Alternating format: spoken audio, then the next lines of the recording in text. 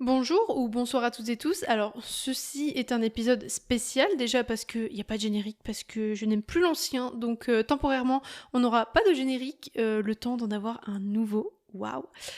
Pour les nouveaux et les nouvelles, bienvenue sur 42 nuances de SF. Ceci est un podcast sur la science-fiction et vous tombez sur un épisode spécial pour deux raisons.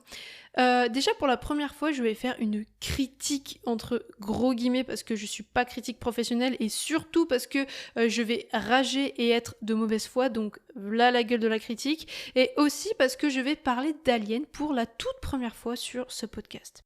Il va vraiment y avoir beaucoup de spoils à la fois sur Alien Earth, mais aussi sur tout l'ensemble de la saga Alien, y compris Alien Romulus. Donc je vous renvoie à la description pour voir où commencent les spoils, mais exceptionnellement, je recommande cet épisode que pour les fans d'Alien ou les personnes qui ont au moins tout vu de la franchise, ou les personnes qui en ont strictement rien à fichtre. Je vais aussi partir dans tous les sens, très probablement, donc désolé d'avance, c'est peu travaillé, c'est juste de la rage spontanée parce que j'en ai besoin. Il va y avoir des gros mots aussi, vous êtes prévenus. Donc, je vais donner un avis très à chaud sur la série Alien Earth. Ça signifie que dans quelques temps, je serai sûrement en désaccord avec ce que je dis, ou du moins que j'aurai un avis plus nuancé que maintenant. Mais à cet instant précis, sachez que je pense tout ce que je m'apprête à dire, et je vais parler vite parce que je suis colère. De base, j'aime pas trop les gens qui ragent sur internet parce que la rage, c'est un état momentané qui perd vite de son sens au fil du temps. Et sur internet, le temps n'existe pas, la rage reste figée inutilement. Donc c'est pour ça que j'aime pas. Au mieux, ça peut donner un truc drôle. Donc j'ai espoir que cet épisode devienne un truc drôle plus tard.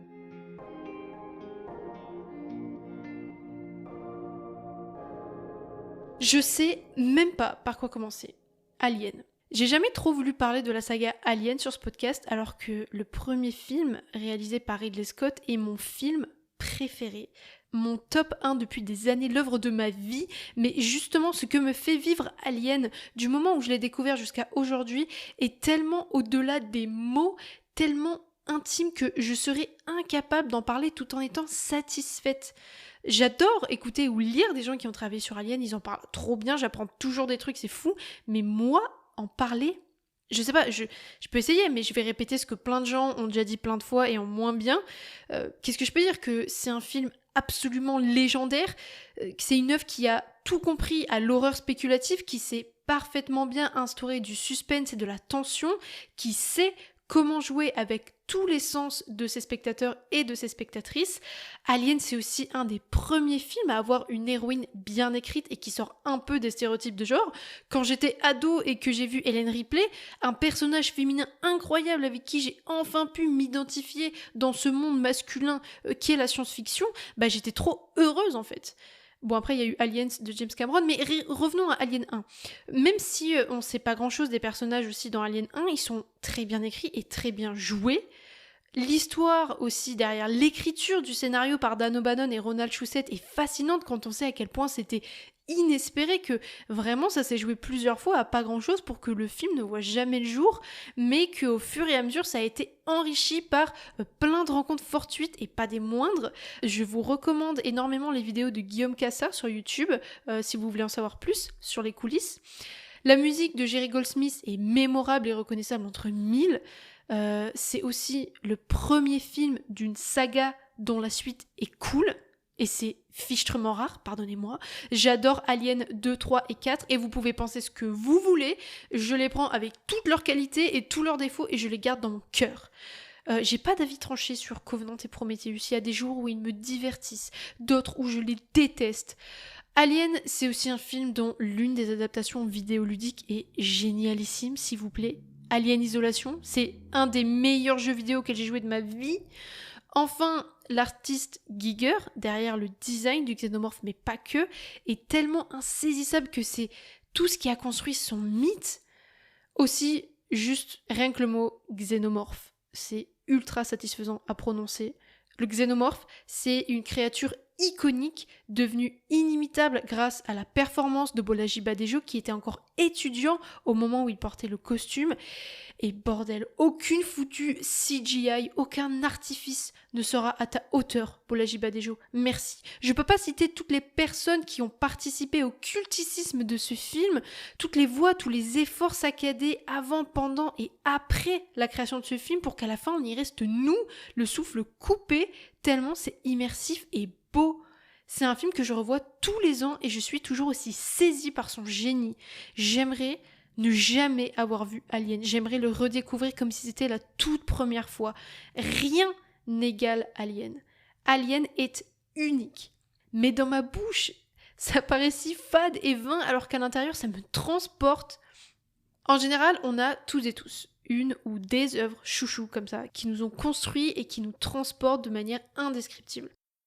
Puis d'un coup, on vous annonce qu'il va y avoir une nouvelle adaptation inédite de votre œuvre préférée, un spin-off, un préquel, un jeu vidéo. Quand on vous dit ça, y a ce sentiment ambivalent. Il y a cette joie, cette impatience, ce côté enivrant de voir des choses inédites de votre univers préféré, parce que y a des jours où c'est frustrant de se dire qu'on devra se contenter toujours des mêmes choses, même si elles sont parfaites à vos yeux. Mais il y a aussi cette appréhension, cette crainte qu'on distorde la relation idyllique que vous avez avec cette œuvre, qu'elle ne reste finalement pas intouchée dans cette forme déjà parfaite. Peut-être que ça peut être mieux, qui sait, mais c'est difficile à croire. Comment faire mieux que l'œuvre originale ? Ça ne peut qu'être pire. Alors, peut-être que pour préserver la vision que vous avez de votre œuvre, vous ne regardez pas ces nouvelles créations qui viennent soi-disant enrichir son univers et sa mythologie. Parce que vous avez trop peur. Et bordel, l'histoire de la pop culture nous montre à quel point c'est légitime d'avoir peur de ces nouvelles adaptations inédites. Alien est devenu une franchise. 2 préquels au premier film sont sortis, 4 suites, des comics avec lesquels je ne suis pas familière du tout, des jeux vidéo. La Century Fox a même instauré un jour Alien, le 26 avril, en référence à la planète Acheron ou LV426, qu'on retrouve dans le premier film, donc 4-26 pour 26 avril. Il y a même des livres de cuisine Alien et sûrement plein de trucs dont je ne suis pas au courant. Quoi ? Alien versus Predator ? Connais pas. Bref, des occasions d'être déçu avec Alien, il y en a eu moult. Ma première, et comme beaucoup d'autres personnes, est survenue avec Prometheus, puis par Covenant. Attention spoiler, la déception était d'autant plus grande que ces films ont été réalisés par Ridley Scott, celui d'Alien 1. C'est de la bouche de Ridley Scott donc qu'on a appris que c'était David, qui serait en partie à l'origine de tout ça. Au-delà de ce truc, je ne suis pas ok avec la mythologie développée par Covenant et Prometheus, ça ne me convainc pas, je n'y crois pas, si bien que je fais partie des fans qui considèrent que l'espèce du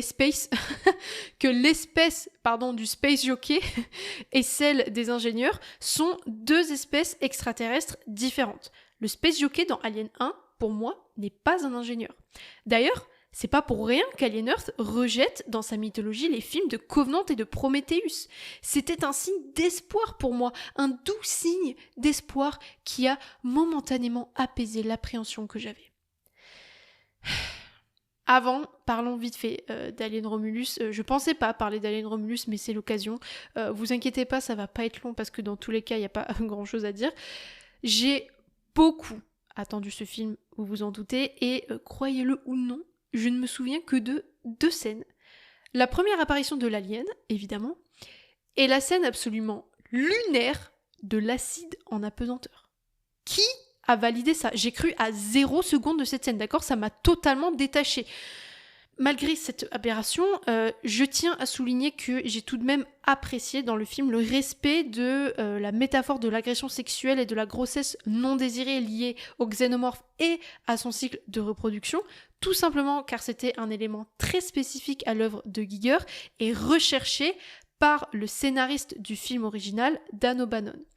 Et c'est un des rares films qui assume autant ce message comme le faisait le tout premier film. Je dois lui reconnaître ça. Mais c'est tout. En soi, ce film ne fait que rappeler, copier, il n'ajoute rien. Alien Romulus est inutile. Et ensuite, on nous annonce Alien Earth, réalisé par Noah Hawley, Howley, je sais pas. La série se passe 2 ans avant les événements du premier film. Il y a un vaisseau de Weyland Yutani, donc la méga corporation, qui s'écrase sur Terre et qui libère des formes de vie extraterrestres. Alors, ces formes de vie, elles vont être très très vite mises en quarantaine et volées, récupérées par Boy Cavalier, un entrepreneur prodigieux qui va tenter de les étudier et de se les approprier. Et ce même entrepreneur, il est à la tête d'une méga corporation, lui aussi, Prodigy, qui veut rendre les gens immortels en transférant leur conscience dans des corps synthétiques. Le personnage principal, Wendy, c'est justement une petite fille qui était condamnée par une maladie, qui a vu sa conscience transférée dans un corps synthétique. Et on suit plein d'autres enfants adultes comme ça dans la série. Sont aussi introduits la figure du cyborg, donc tel qu'on l'entend dans la science-fiction, et aussi les synthétiques, bon, non, ils sont pas introduits, les synthétiques comme on les a toujours vus dans la saga Alien. Et donc tous ces personnages-là vont être en contact avec les formes de vie extraterrestres retrouvées dans le vaisseau de Weyland Yutani. À l'annonce d'Alien Earth, grosse frayeur et gros waouh à la fois. Waouh pour le côté planète Terre. La seule fois où la Terre est introduite dans la saga, c'est dans Alien 4. Alien 3 devait au départ se passer sur Terre aussi, mais au final, ça s'est pas fait. C'est donc osé et ultra enthousiasmant de focus la saga sur la Terre, parce que ça faisait longtemps que ça traînait, et c'est peut-être ce qu'on attendait le plus d'être exploré dans la saga, en fait. Les nombreuses affiches officielles et non officielles de la série nous ont fait rêver. En plus, elles sont absolument sublimes et très créatives, et c'était aussi vraiment la preuve d'un réel enthousiasme autour de la série. Donc il y avait grave de quoi être hypé. C'est ce que les fans attendaient. Donc l'équipe derrière la série connaissait les enjeux, on va dire. Pour oser faire ça, faut vraiment avoir confiance en son projet. Donc moi, au départ, je leur faisais plutôt confiance. Mais vous avez vu le titre de cet épisode, sans surprise, j'ai été déçue, comme beaucoup de personnes. Et quel euphémisme! Première chose à dire, ok, la série s'appelle Alien Earth, mais on ne voit ni la Terre, ni l'alien. Je m'explique. C'est-à-dire que la Terre se réduit à un foutu labo, ultra fade, et le xénomorphe et les autres aliens sont en arrière-plan. Le titre est déjà pour moi une forme de truc putaclic qui ne respecte pas son audience et qui nous ment. Le plus dommage avec cette série, c'est qu'elle a de bonnes idées. C'est indéniable, elle a de bonnes idées, mais elle ne va au bout d'aucune d'entre elles, on va y revenir. Autre chose sur laquelle on nous ment, on nous dit qu'Alien Earth est une série de science-fiction horrifique. Pardon, le culot, c'est clairement pas une série horrifique, c'est une série d'action. Il y a un peu de gore, mais j'ai pas eu peur une seule foutue seconde en 8 épisodes. Les aliens ne sont pas du tout menaçants, au contraire, ils sont ridicules et on sait rien d'eux, on sait même pas ce qu'ils foutent là. Et pire, c'est que le xénomorphe... Non, ça j'y reviendrai après. Bref, avec l'attention inexistante qu'ils ont même pas essayé d'instaurer en 8 épisodes, ils nous parlent de séries d'horreur. Mais putain, vous avez vu Alien en fait ou... Non, faut que je me calme. Alors, c'est pas un problème en soi que ce soit une série d'action. En soi, quel mal y a-t-il à faire une comédie Alien? Une romance Alien? Une romance Alien, non. J'ai une petite idée de à quoi ça pourrait ressembler, je préfère pas. J'ai parlé beaucoup trop vite. D'ailleurs, ça me fait penser que le documentaire Alien on Stage, dont on avait parlé avec Romain Bionda sur le théâtre de science-fiction, existe. C'est une parodie théâtrale humoristique et c'est cool, j'ai rien contre. C'est juste qu'on nous ment avec Alien Earth. C'est tout, pour moi, c'est pas une série horrifique. Donc non seulement Alien Earth se prétend à tort être une série d'horreur, mais surtout, et ce fut pareil pour la promotion d'Alien Romulus, les deux œuvres ont joué sur un argument des plus juteux, un argument qu'on aime bien dégainer. Cet argument, c'est le fameux retour aux sources. Et oui, Alien Romulus et Alien Earth, c'est trop bien parce que c'est comme Alien 1 avec la même direction artistique, le même huis clos, la même horreur, l'alien originel comme on l'a toujours aimé. Déjà, pardonnez-moi, mais depuis quand c'est censé me rassurer? Pourquoi? Alien 1 se suffit à lui-même, il n'a pas besoin de clone, tarpin mal fait en plus. Pourquoi refaire Alien 1 si c'est juste pour refaire Alien 1? Depuis quand c'est un argument encourageant? Je ne comprends pas cet argument qu'on entend tout le temps à chaque nouvelle adaptation, mais c'est pas que propre à Alien, ni au cinéma. Je m'en contrefous que les nouveaux films ou séries Alien soient cool juste parce qu'ils ressemblent au premier film. C'est quoi cette nullité créative, cette facilité? Si je veux un truc qui ressemble au premier film, je regarde le premier film en fait. Et surtout, pourquoi dire que c'est comme le 1 quand la série, au bout de quelques minutes, bafoue l'un des invariants fondateurs et mythiques de la saga qui pour moi est intouchable, l'horreur spéculative. Juste ça, moi, ça m'achève. Tu peux pas te déclarer être un objet horrifique de la franchise Alien quand tu fais débarquer par la porte un xénomorphe déshydraté en plastique en pleine lumière comme ça sans prévenir. Mon Dieu, l'épisode 5 par exemple, c'est du plagiat d'Alien 1. Il n'y a rien de neuf. On reprend le même scénario, les mêmes archétypes, les mêmes décors du Nostromo et en plus de cette facilité, on retombe dans la même foutue incohérence qu'on reprochait déjà à Prometheus et Covenant. Donc c'est vraiment craché à la gueule des fans qui s'évertuent à pointer ces problèmes. C'est pourquoi la technologie sur Terre ou sur certains vaisseaux ressemble à du Apple Store high-tech tout blanc tout aseptisé, alors que le Nostromo ou le Maginot marche encore avec une technologie tout droit sortie des années 70. Sur Terre, tout est high-tech, tout est nickel, tout est futuriste, la série nous le confirme, mais dès qu'on monte dans le Maginot, on retrouve un vieux cargo qui a l'air d'avoir 100 ans de retard. Pourquoi ? Mystère. Dans la franchise Alien, cette apparente régression technologique reste totalement inexpliquée. Ou alors je suis pas au courant et je veux bien les infos, mais soyons clairs, s'il y a des infos là-dessus ou s'il y en a un jour, ça sera forcément un truc pendu à la rage pour calmer les fans. La vraie raison, je pense, c'est qu'en 2012, le Used Future, donc l'esthétique du futur usé dont on a déjà parlé dans l'épisode sur les vaisseaux spatiaux et dont le Nostromo, mais aussi le Faucon Millennium par exemple, en sont de grands représentants, cette esthétique-là, elle passait mal à Hollywood en 2012. On a eu la bonne idée d'unifier les décors de science-fiction sur un modèle ultra moderne, sauf que bordel, le futur usé, c'est ce qui donne à Alien sa personnalité, son identité visuelle en fait. Bref, c'était une occasion facile pour la série de se rattraper ou de donner une explication à cette incohérence, surtout si la série dit vouloir s'éloigner de Covenant et Prometheus, mais elle ne fait que la rendre encore plus saillante. Je pense honnêtement que ça coûtait moins cher de faire les mêmes décors qu'on trouve dans toutes les œuvres de SF ultra aseptisées et surtout refaire le même décor du Nostromo, c'était juste pour attirer les fans et les combler. C'était pour dire regardez les fans, on a fait un remake du 1, c'est tout ce que vous demandiez, non ? Non, c'est irritant, c'est justement la preuve que vous n'écoutez pas les fans quand ils essayent de vous dire un truc et c'est aussi nous prendre pour des débiles de croire qu'on peut juste être satisfait en reprenant les vieux décors de l'œuvre originale. Et alors, le pire dans la série, disons-le tout de suite, parce que ça me démange, je sais pas comment j'ai pu me retenir jusque-là, c'est que le xénomorphe, déjà tu sais pas comment les personnages savent que ça s'appelle un xénomorphe, mais bon, si avec ça, le xénomorphe est un chien de compagnie. Le truc, c'est un foutu dogo, quoi, mais on est où ?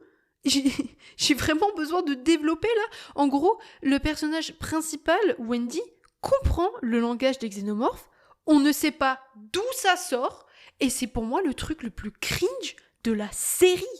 Les fameux plans focus sur les lèvres de Wendy là en train de parler à l'alien et de le commander me donnaient des frissons tellement ça me gênait. Et elle le caresse un moment en plus, mais quel fan avait besoin de ça ?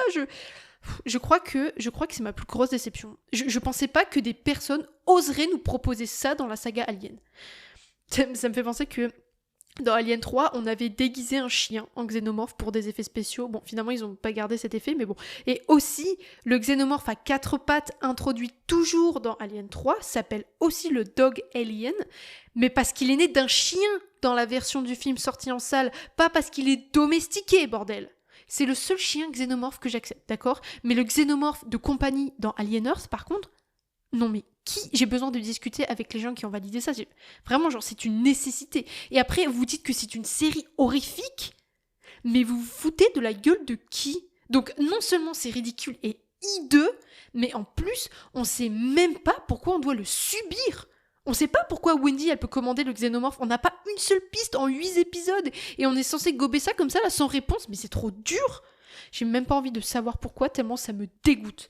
Tout bonnement, je ne comprends pas le but derrière cette série. Elle ne raconte rien parce qu'elle ne va jamais au bout de ses idées. Elle en propose des biens, mais elle les délaisse aussitôt. Par exemple, moi je trouve ça cool, les autres espèces aliens présentées, why not ? Mais on nous dit rien sur elles. elles sont juste là et elles font même pas peur. Pourtant, c'est pas comme si les personnages passaient leur temps à les étudier. Ils sont tous en mode T-pose dans le labo à les observer à chaque scène, mais ils savent toujours pas de quelle planète elles viennent, c'est quoi leur cycle de reproduction. Par pitié, faites un effort. Elles sont absolument oubliables. Et pourquoi le xénomorphe, on lui donne un nom et pas les autres espèces en fait? Ah mais si, c'est sûrement le xénomorphe qu'il a dit lui-même à Wendy, pardon, je suis bête, sauvez-moi. Je trouve ça cool l'idée aussi que les synthétiques et les hybrides soient immunisés entre guillemets contre l'attaque du xénomorphe parce qu'ils ne sont pas faits de chair.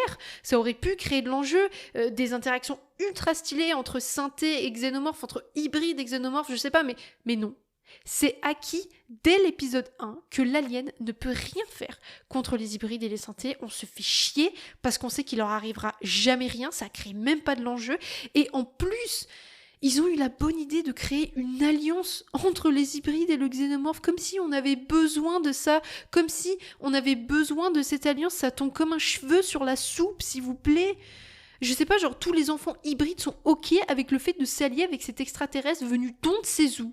Genre c'est absolument normal, ok. Je trouve ça super cool aussi l'idée que la Terre soit gouvernée par 3 ou 4 ou 5 méga-corporations, c'est ça? 5 méga-corporations? Dites-nous en plus, je sais pas, genre la série s'appelle Alien Earth? On nous dit rien. Je sais pas, genre, comment les médias traitent le méga-accident ultra improbable d'un vaisseau spatial dans une tour avec des centaines de morts? Genre, il n'y a pas des rumeurs, on n'essaie pas de rentrer en contact avec Prodigy ou Wayland, on s'en fout des victimes, surtout que le xénomorphe fait des victimes, donc comment on explique que les personnes soient mortes comme ça dans un accident? Les familles des enfants hybrides aussi. En fait, juste, qu'est-ce qui se passe en dehors de ce foutu labo et de cette foutue île? Alors j'imagine à notre grand bonheur qu'on sortira de l'île dans les prochaines saisons, c'est ce que vous allez me dire. Clara, c'est une saison 1, c'est normal qu'elle développe pas tout encore. Et oui, c'est cool de laisser des questions en suspens, c'est tout l'intérêt de la tension dans l'art de la narration. Mais à un moment, s'ils veulent garder l'attention et l'intérêt des gens, faut proposer un peu des réponses des fois, non? Genre, garder un certain équilibre, dire que c'est encore qu'une saison 1 et que c'est normal que tout ça reste en suspens est un argument irrecevable à ce stade de la série. Cette saison 1 ne remplit pas le rôle d'une saison 1, c'est une introduction où les problèmes sont posés, mais aucun n'est jamais résolu. 8 épisodes d'introduction d'1 heure chacun, vous imaginez tout ce qu'il a fallu combler et à quel point on se fait chier dans cette série parce qu'il se passe rien? Là, désolé, mais qu'est-ce que vous retenez de la saison 1? Parce que là, on doit attendre quoi? 2-3 ans pour la saison 2 et pour avoir des débuts de réponse? Et quelle arrogance de croire que la saison 1 serait tellement réussie que le public accepterait de rester avec autant de questions en suspens comme ça sans problème. En réalité, je ne connais pas le contexte de création de la série et je m'en contrefous honnêtement. Mais je pense que les personnes qui ont écrit cette série ne savaient pas quoi en faire. On leur a juste dit faites un truc avec des aliens et des questionnements chiants à crever sur c'est quoi d'être humain à la David là, et on leur a dit vous aurez 5 autres saisons prévues pour tout développer, vous inquiétez pas, lâchez tout ce que vous pouvez, vous aurez tout le temps de développer après. Donc je peux me tromper mais vu la gueule de la saison 1, je pense que parmi l'équipe de création, personne ne sait où va l'histoire et ce qui va se passer dans les prochaines saisons. Ça se voit en fait parce que dans la saison 1, il y a beaucoup trop d'arcs narratifs proposés. Ils veulent faire trop de choses pour qu'il y ait un fil rouge. Et aussi, il y a énormément d'incohérences, mais des choses débiles quoi. Exemple, des fois le scénario fait l'impasse sur le fait que les hybrides ont une force surhumaine et que ça pourrait leur servir dans certains cas, mais oh non, on a oublié que quand ça nous arrangeait, quel dommage. Genre quand les hybrides sont enfermés à la fin là, dans la cellule, il y a une petite voix en fond dans une enceinte qui dit pour sauver les meubles, on sait pas combien de temps la cellule peut tenir avec les hybrides à l'intérieur parce que justement elle a jamais été testée pour contenir des hybrides, Tout ça pour justifier qu'il faut les enfermer quelque part narrativement. Je me sens prise pour une conne en fait là, tout bonnement. On prend l'audience pour des débiles. Tu crois qu'on la voit pas ta manip là pour combler les incohérences? On nous croit si crédules que ça? Par pitié quoi. Autre incohérence, les enfants hybrides qui tuent des humains sciemment. Genre Wendy, la petite fille pacifiste adorable qui veut protéger tout le monde et qui d'un coup libère le xénomorphe pour tuer toute une équipe de scientifiques comme ça du jour au lendemain de manière ultra cruelle. Mais c'est effarant tellement c'est incohérent. Et l'autre fille, là, Nibs, qui attaque des gens à main nue jusqu'au sang. Enfin, l'évolution des enfants hybrides est beaucoup trop rapide pour qu'ils arrivent à de tels actes. C'est pas logique. Enfin, ce sont des enfants, ils ont aucune raison crédible de buter et d'attaquer des inconnus comme ça. Autre incohérence que je n'arrive pas à expliquer, la décision d'envoyer les gamins sur le site de l'accident dès l'épisode 1. Cette décision est pour moi incompréhensible. Boy Cavalier a dépensé des millions pour ressusciter ses enfants, c'est la prunelle de ses yeux, donc pourquoi il prend le risque évident de les envoyer sur le site d'un crash? Alors, je sais qu'ils sont censés être surhumains, les enfants, mais c'est tout de même pas justifiable. Ça casse toute crédibilité. Il y avait bien des choses moins importantes à tes yeux, Boy Cavalier, que tu pouvais envoyer à la place des enfants sur un site aussi instable. Et la métaphore de Peter Pan, non mais on en parle. Des fois, elle pop comme ça sans prévenir, puis elle disparaît pendant 3 épisodes, puis elle revient sans jamais être approfondie. Qu'est-ce que ça raconte? Genre, creusez la métaphore, en fait, faites quelque chose de ce truc, sinon enlevez-la, parce que là, ça fait gadget. C'est bon, Disney, on a compris que tu avais repris la franchise Alien, déjà qu'on a du mal à le vivre, laisse-nous oublier, s'il te plaît. J'ai bien aimé suivre Kirsch aussi, le synthétique aux cheveux blancs, mais on sait pas pourquoi il trahit Boy Cavalier non plus. Puis bon, il reste quand même un archétype ultra prévisible et vu et revu dans la science-fiction, c'est pas pour rien qu'on l'appelle Roy Batty, en référence au vilain dans Blade Runner. Bref, au niveau des aliens, il n'y a rien de neuf, et les trucs neufs, on n'en fait rien. Au niveau des synthétiques et de la vie artificielle, blablabla, on reprend des vieux trucs de Covenant et de Prometheus, et on n'en fait rien. Au niveau de la Terre, apparemment la Terre se réduit à une île, on ne sait pas où. J'aurais tellement de choses à dire en plus, mais je vais pas m'attarder sur le reste de la série, parce que plein d'autres personnes l'ont fait bien mieux que moi, et ça serait se répéter. Mais en résumé, c'est une série qui a de bonnes idées mais qui n'en fait rien. Donc de fait, qui ne raconte rien. Les personnages ne sont pas attachants, ils ont tous la même voix, ils n'ont pas d'alchimie entre eux. Boy Cavalier est vraiment un cliché sur pattes, ils ont un développement à chier. La série ne prend pas le temps d'installer les choses, elle va trop vite, elle veut faire trop de choses trop vite, ça ne fait pas peur. Il y a grand max 5 décors en 8 épisodes, les dialogues sont pourris, les effets techniques aussi, la musique est tarpin mal gérée et mal placée, il y a trop d'incohérences, ça casse l'immersion parce que on n'arrête pas de les repérer et de les analyser tout le temps. Je me sens prise pour une débile, je suis fatiguée et surtout, les aliens dans cette série sont anecdotiques. Désolée, mais c'est la vérité. J'hallucine de dire ça, mais notre xénomorphe en laisse là, il est anecdotique dans cette série. Je crois que cette seule information, ça suffit à tout résumer. Encore une fois, ils auraient pu faire une série dans l'univers Alien sans faire intervenir le xénomorphe. Je suis pas contre. Je suis pas contre l'idée de faire une œuvre Alien sans faire intervenir systématiquement un xénomorphe. Et avec tout ce que la série a développé, il y aurait sûrement plein de choses à faire sans l'alien. C'est juste qu'ils ont appelé la série Alien Earth et les aliens sont anecdotiques. Et non, je suis pas ok avec le fait d'attendre plusieurs saisons pour comprendre pourquoi ça s'appelle Alien Earth. Bref. Je sais pas à quel point le contrat avec Disney a restreint la liberté créative de toutes les personnes impliquées dans ce projet et je veux pas attribuer cette daube à Noah Hawley uniquement, évidemment, mais waouh, quelle nullité! Si c'est pour faire ça, ne faites rien du tout en fait. Vraiment oui, ne faites rien du tout. Pour moi, ces récents échecs avec Romulus, selon mon point de vue, c'est le signe que peut-être, on a tout dit sur la saga Alien. Alien 2, 3 et 4 étaient en soi déjà suffisants, ils ont fait le tour, mais on a quand même essayé d'en dire plus et c'était horrible. Alors, je sais que c'est dur à dire, mais peut-être qu'on est arrivé à ce moment inévitable dans l'histoire d'une saga où il faut la laisser partir. Peut-être qu'il faut la laisser telle qu'elle, cette saga, la laisser vivre comme elle est et arrêter de multiplier du contenu intéressé, du contenu qui en plus se sait ne même pas arriver aux chevilles de l'œuvre originale. Alors, à quoi bon ? Attention, je vois un contre-argument foncer droit sur moi, j'utilise la force pour l'arrêter, c'est le fameux argument. Oui, mais regarde Alien Romulus par exemple, ça a fait découvrir la saga Alien aux jeunes qui ne connaissaient pas. Alors, c'est un argument très alléchant et je suis plutôt d'accord parce que je fais moi-même partie d'une génération qui a connu beaucoup de suites, de reboots et de remakes qui m'ont fait découvrir les œuvres originales ensuite, comme Mad Max Fury Road, Star Trek, Star Wars, Godzilla, etc. Ces reprises, elles peuvent en effet jouer un rôle de passerelle, mais en même temps, je me demande toujours si, en découvrant une œuvre par une de ces suites, on perd pas quelque chose d'essentiel. Et bon, on va pas essayer de répondre à cette question ici parce que c'est un questionnement très intéressant et très long et peut-être que c'est pas très grave finalement de commencer une saga par une suite, mais ça change la façon dont on entre dans un univers tout de même. Et pour Alien, non. Je ne veux pas que les jeunes générations découvrent la saga Alien avec Alien Romulus, d'accord? Et surtout pas avec Alien Earth. Oui, je suis snob et de mauvaise foi. En même temps, vous écoutez une fan ultime, faut pas s'attendre à grand chose.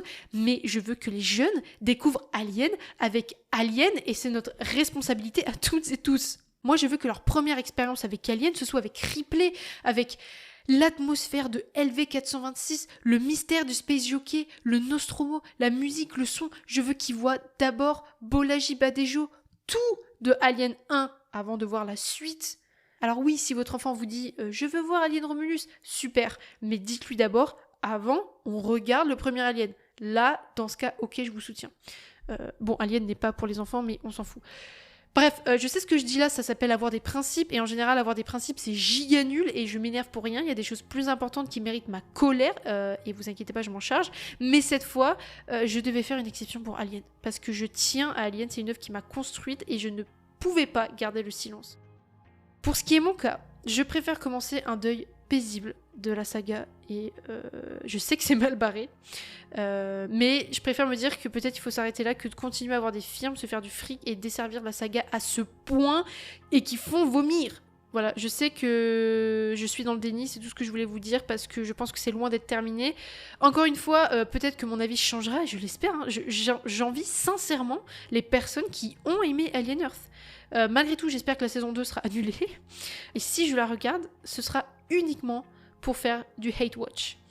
Merci de m'avoir écouté rager. J'avais vraiment besoin de partager ça à qui veut. N'hésitez pas à me donner votre avis. Prenez soin de vous et on se dit à bientôt pour un épisode moins colérique, je l'espère.